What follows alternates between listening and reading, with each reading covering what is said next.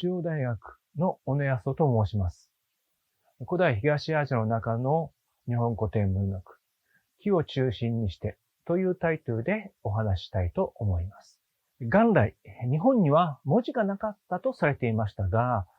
それが400年頃、朝鮮のあちきによって経典が伝えられ、倭人によって経学が講義されています。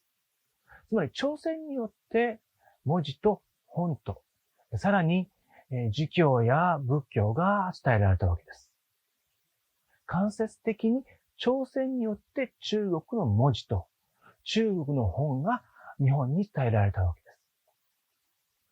す。この中国の本の伝播を朝鮮において見てみますと、実際に儒教の伝播が確かめられるのは372年なのですが、すでに実は紀元前に漢字と中国書が伝えられていたと考えられます。これは一重に陸続きであったことに由来するというふうに考えられます。本の伝播による中国古典の影響は署名に象徴的に現れています。日本における署名の傾向の一つがジャンルと内容に分かれていることです。日本の現存最古の本である古事記でいうと、ジャンルは記で、内容は古事ということになります。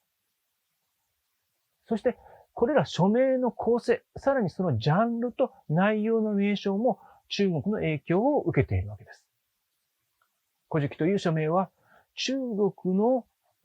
四季を意識したものでしょう。このことを同じく朝鮮における署名と比較してみますと、朝鮮の署名には日本にない偉事、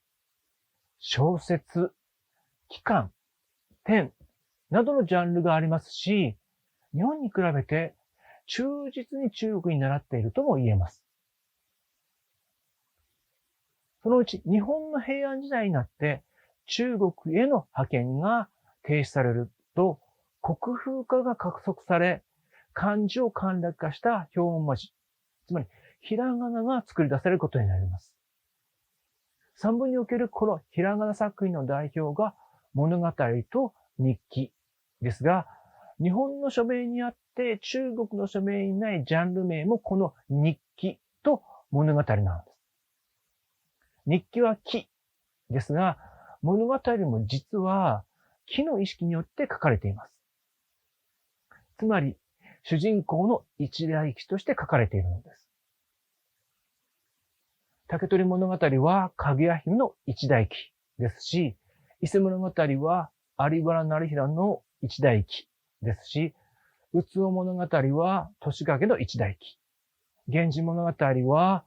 光源氏の一代記であると言えます。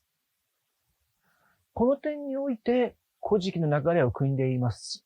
さらにそれは中国の歴史書、史記にその大元があると言えます。つまりはやはり中国の影響を受けているわけです。同時に日本的な署名を持ち、ひらがなで書かれていますので、日本的な意識によっても書かれています。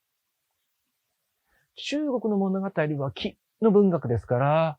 叙事的に書かれていますし、朝鮮の物語も叙事的な出来事を中心として書かれていますが、実は日本の仮名作品は叙情的に書かれているわけです。三文における叙情性の発展は日記にあると言えます。土佐日記はそもそも男性の漢文日記に習っていましたので、叙事的に書かれていましたが、巻末には感情をとうとうと書き連ねるようになります。日本の仮名三文における叙情性の誕生がここにあると言えます。その後、女性の道綱の母によって極めて叙情的な作品、かげろう日記が書かれました。源氏がこの古典文学の最高峰に君臨するのは、その作品の規模だけでなく、この叙情性と叙事性を見事に融合しているからであると言えます。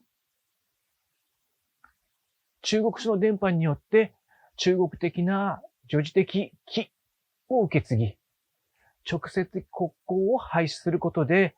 国風化が加速されて、叙情的作品が生まれていたというのが、この平安時代であると言います。この点に中国の影響を受けながら、独自の文学性を生んでいった古代日本古典文学の特徴があるというふうに言えます。このように中国、朝鮮、日本という3カ国を比較することによって、日本の古典文学の位置づけが明らかになってくるわけです。皆さんもこういう広い視野で対象を位置づけるようにしてみてはいかがでしょうか。